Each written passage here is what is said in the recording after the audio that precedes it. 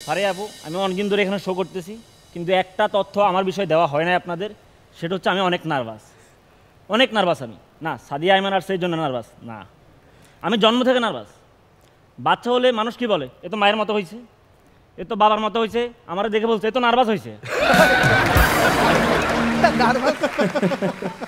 আমার চেহারা দেখে আমার মা বাবা নার্ভাস হয়ে গেছে। আমি নর্মাল নার্ভাস না, আমি প্রফেশনাল নার্ভাস। কেউ যখন কারোর সাথে পরিচিত হয় তখন কি বলে, হে আমি জাহাঙ্গীর ব্যবসায়ী, হে আমি মোস্তফা সাংবাদিক, আমি বলি হে আমি জাহিদ নার্ভাস। ডাক্তাররা বলে যে মানুষের আছে নার্ভাস সিস্টেম, আমার সিস্টেমটাই নার্ভাস। ঢাকা শহরের ভিক্ষুকরা আমার কাছে ভিক্ষা চায় না, ওরা আমার দেখলে ওরা নার্ভাস হয়ে যায় যে এই তো ভিক্ষা দিবে না রে। আর গুলশানের ভিক্ষুকরা আমার ভিক্ষুকে পাবে।